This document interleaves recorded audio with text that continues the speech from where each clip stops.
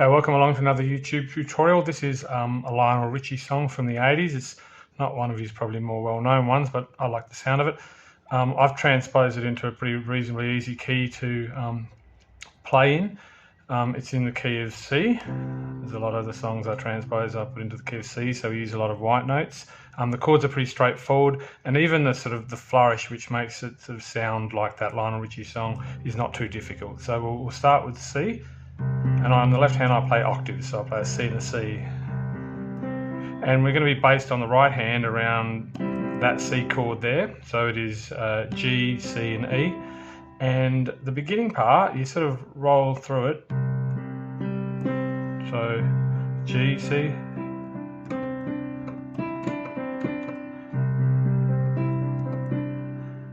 The next chord is E minor. And we're going to keep that C shape, but instead of going all the way up to E, we're going to go, so E's,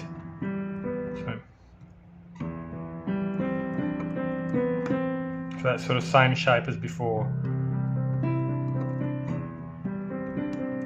but just a little bit lower. Then we're going to move up to the F, and we just play the F there. So I don't do octaves for the F, I go F, C, and I'm playing a high F here, so I'm going to go A, C, F. And then finally move up to the G, and we're going to keep this sort of this rough shape here. And on the left hand, I'm just going to play the G and the A. Sorry, it goes like this.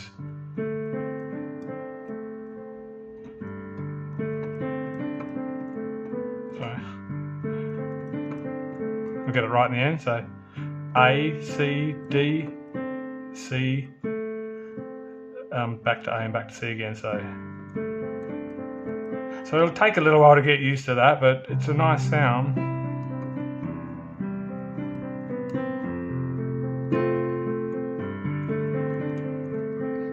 And when you're playing those little bits there, you can actually sort of hit other notes as well.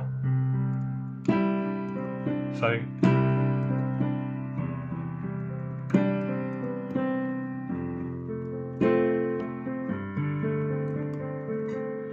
okay, so now we'll get into it, and then when I'm playing the chords now, I pretty much just stick to the chords. Stuck on you, got this feeling down deep in my soul that I just can't lose. Guess I'm on my way. So C, that chord there. For E, E minor is actually G, B, and E, but you can kind of play the G triad here, which is E minor 7. It's just easy to play, and that'll give you the same sound for E minor. You can hit this note here if you like for a bit of variation. So stuck on you, that's the E minor. Up to F, and for the F I'm just going to play a triad here.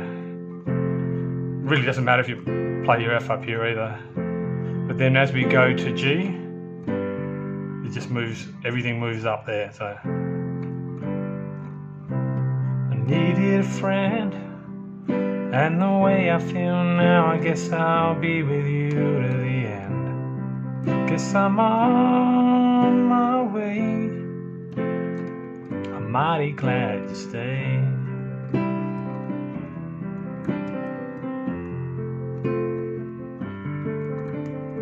And you sort of do that again after that verse. And that's pretty much it for the verse. Then we move to the, I guess the second part. I don't know if you call it a chorus. Guess I'm on my way. I'm mighty glad you stayed. Okay, so the next bit is F. Oh, I'm leaving on up to G, and now I'm just going to use one finger just to show what's going on that midnight train tomorrow. So we just go down the line there. So we go from F. Oh, I'm leaving on that midnight train tomorrow, and I'm keeping the C chord here until I get down to the F. And I know just where I'm going. So we sort of stay with that C and give it a little bit of a flourish by going, keep the C here, but go from a C to an F, high F, back to a C. Okay, let's try that again. Oh, I'm leaving on that midnight train tomorrow, and I know just where I'm going. I pack up my troubles and I've thrown them all away. Now just hold on the A minor there. And when I say A minor, we're actually, it's called an A minor 7, but you can kind of play a real A minor and you can actually hit this note as well, because you're kind of holding for a while there. Because this time, little darling, so back to that F. I'm coming home, we hold that F to stay. So a big long F and a big long G, and to sort of give the G a bit of a flourish, you basically turn the G into a C on the right. Stuck on you, I got this feeling down deep in my soul that I just can't lose. Guess I'm on my way, I'm mighty glad you stayed.